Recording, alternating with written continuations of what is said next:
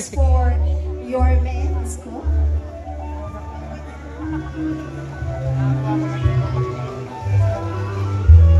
At kasama na rin po natin tonight, Ma'am Daini Domagoso. Ang muling magbabalik ang magmamahal sa sangkabaklaan at sangkatomboyan, Yorme Isko Moreno Domagoso.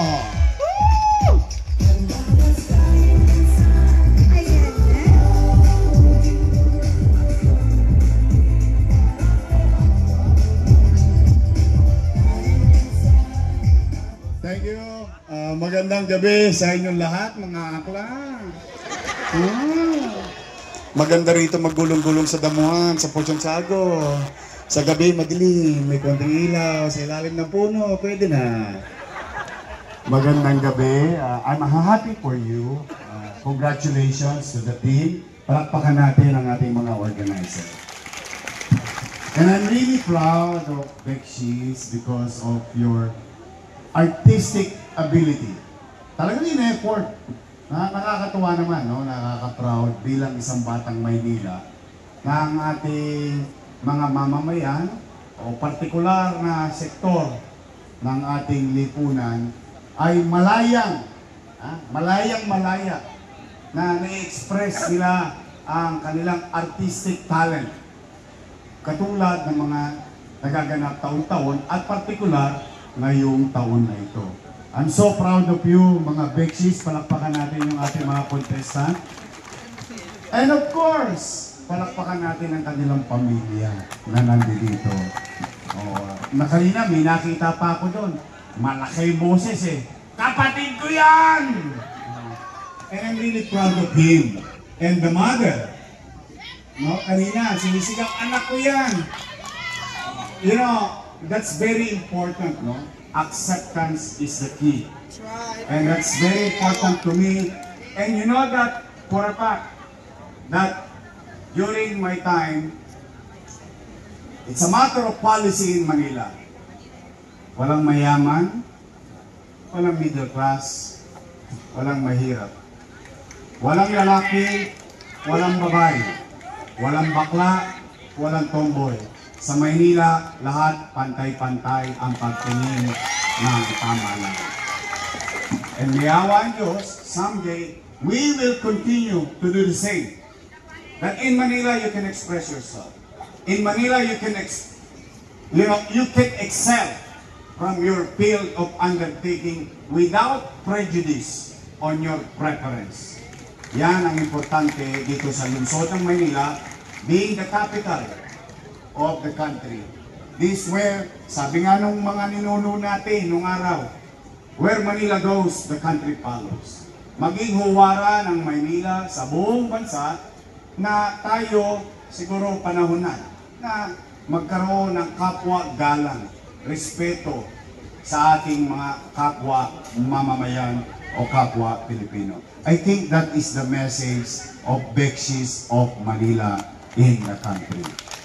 Now, let me take this opportunity to thank our judges. Para salamatan natin ang ating mga judges na nandito na nagpunta, nagbigay ng oras sa atin. Maraming salamat sa inyong lahat. Sa ating mga guests, nandito ang ating party list, kaunlad party list na nandito ngayon. Palakpakan natin, sumusuporta sa Bekshis of Manila sa event natin. And of course, sabi nga niya, vote wisely. Ang ating kaibigan ka-aksyon, Wilbert Lee, na ating kandidatong senador na nandito. So, ayaw ko nakawin ang eksenang ito, dahil ito yung eksena ninyo. Kami ni Chichi Atienza, palakpakan natin si Chichi. Nagsesenyasan kami kanina. Sabi ko, Chi, tingnan mo mga akla, bumastos talaga. Oo. Namuhunan. Oh, may glam team pa, no? Talaga naman todo gastos. Ang papremyo yun natin, di ba? Ang mananalo 100 kyaw, di ba? Yung first runner up 50. Yung second runner up 30. Tama ba? Tapos 20. Tapos 10. yung mga olats, mga Luz Bilinda, 5 Kiao, abunado pa. Eh sa dami ng chairman. Eh nagsesenyasa kami ni Gigi, sabi, kawawa naman ang mga akla, pagkaluwaan, umuwi, abunado pa. Sa makeup pa lang, talo na. Eh yung costume pa, yung glam team pa. O sige, basta ganito, hopefully, may awa ang Diyos, dito tayo ngayon, sa Bakuran, makasaysayang Fort Santiago. One thing that I guarantee you, next year, may awa ang Diyos, sabalik tayo. You know, there is a historical theater in the country. And that theater is in the heart of the city of Manila. That is the center of culture and arts, which, sumalangit tawa ang kaluluwa ng Kuya George, Tagalian Pilano, and thanks to national government and the city of Manila during our time, buhay na muli ang Metropolitan Theater. I don't know if you saw it already, how beautiful it is inside Metropolitan Theater. Mga akla, gusto niyo ba doon tayo next year? Doon, walang kahirap-hirap umapa, paakyat. Baka ma-minus 10 ka pa. Pag nadapa ka, doon maganda. And I want you to perform in a historical theater of the country, not only the city of Manila. We'll go Beksis of Manila in Metropolitan Theater next year. That is a guarantee. Kaya galingan ninyo. O ngayon naman, for the meantime, ngayong gabi, malaki ang abono ninyo. For sure. Ang mga akla, 5 Kiao lang ang iuwi. Talo pa sa ilaw. Yung fireworks, talo pa. Sige, ganito gawin natin, ha? Diba? 100. Siyempre, malaki iuwi ng papremyo ng nanalo. Yung queen. Eh, yung first, pababa. Yung 16, stay yung kanilang presyo, ay yung prices. Bawat isa sa kanila from 16 pababa, additional sa amin ni Chichi Atienza ng tig to 20,000 pesos. Walang uuwing luwaan.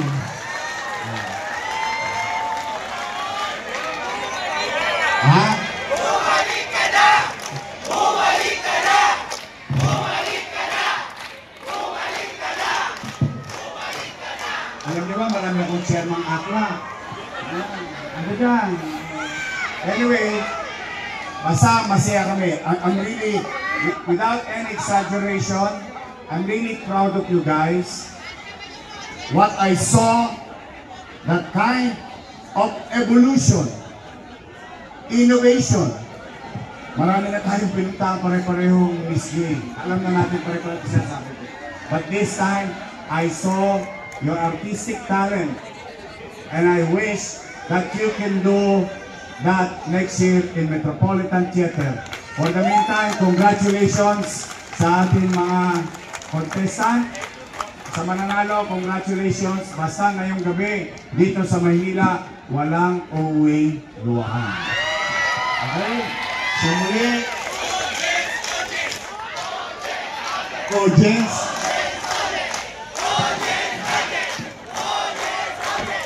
saan na booking? Sila muna ang bida ngayon. Mag-iingat kayo. I love you. Magandang gabi. Pagpalain nawa kayo ng kung may kapal. Manila! God first. Thank you. Thank you. Pinigin natin ang mensahe ng magiging katuwang ni Yorme sa lungsod ng Maynila. Palakpakan po natin ang bagong liwanag ng Maynila, Vice Mayor Chi Atienza. Good evening, Vice Mayor!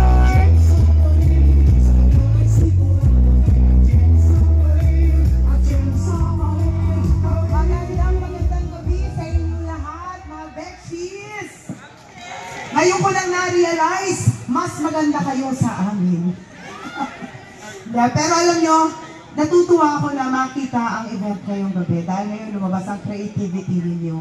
And I must say really, kagaya ng sinabi ni Yorme, I would like to congratulate yung mga gumawa nito who made it possible kasi napakaganda. Mas maganda pa ang nangyari ngayon kaysa sa Miss Universe. Dahil wala na mga kabayo na pumupunta sa stage kapag may Miss Universe. Yeah, pero I would like to tell each and every one of you here, even before I entered the world of politics, I've been an advocate of LGBTQ+ community.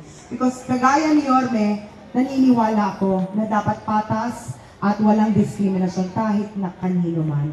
At gusto ko mapakita ninyo ang inyong kagalingan dito sa ating lungsod at sa buong Pilipinas. Makakaasa kayo na kasama ni Yorme, susuportahan namin ang LGBTQ+ community at gusto namin na maitaguyod niyo pa ang kagandahan ng Bekshis dito sa Maynila. Maraming salamat po. Wilbert Wisely!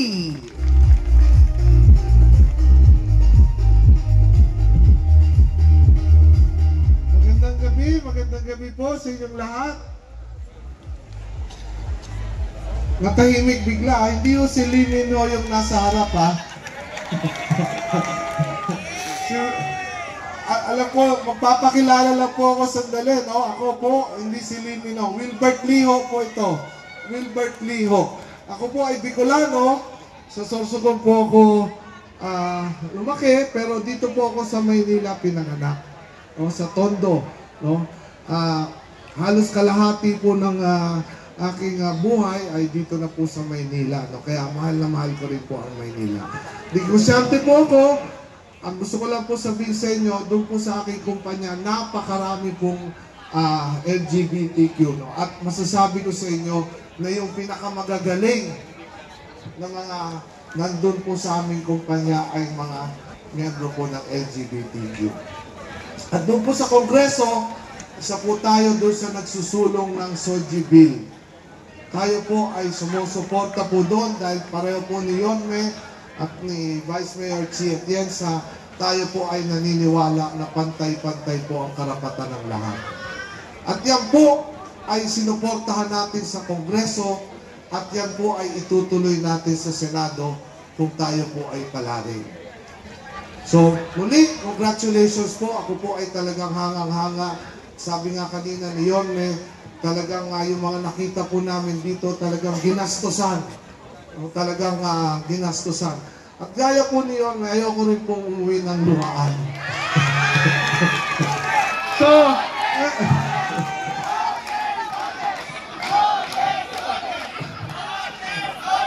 hindi ko po alam kung kasi yung organizer daw, kausap na yung opisina namin, may binigay na lang po, no? So ako, galing po sa personal ko, magdadagdag po ako ng 30,000, bahala na po yung organizer kung paano po yun ibibigay. So, audience. Bahala na po yung organizer. Okay, so maraming salamat po. Of course, lahat po tayo, hinihintay po natin ang pagbabalik po ng ating Yorme at ang ating pong Vice Mayor Chi Atienza at yung buong Yorme's Choice. Buong slate po ng Yorme's Choice. Yung pong mga isinusulong natin sa Kongreso, isa na nga po dito yung SOGI Bill. Itutuloy po natin ito sa Senado at sisiguraduhin ko po, pangako ko po sa inyo yan, na isusulong po natin yan sa Senado.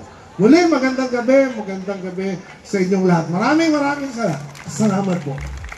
Maraming Chairperson of Congressional Spouses Foundation 2016, past President ng Rotary Club of Makati, EDSA, Trustee Rotary Homes Foundation.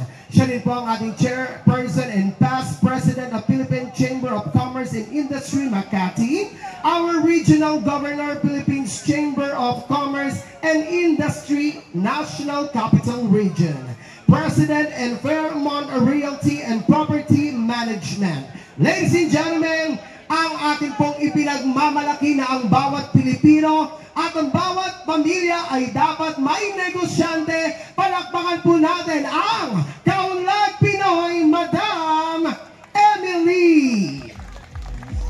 Good evening, Madam Emily. Yes, Madam Emily Apostol. Palakpakan naman po natin ang Kaunlad Pinoy,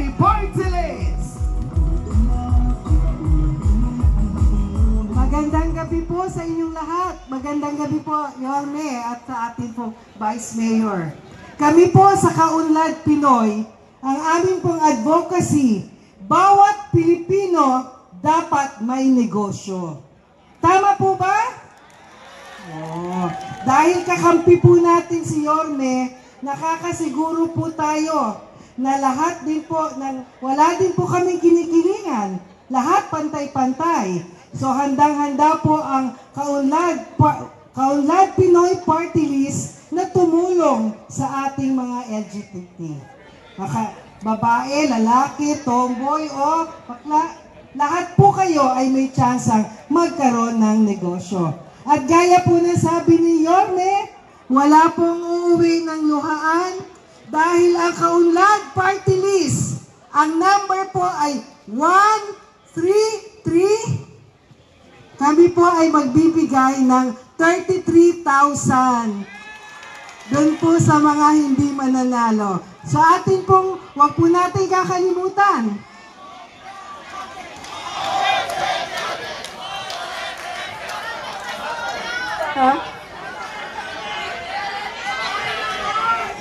Sa raffle na lang daw po ibibigay, sabi ng organizer.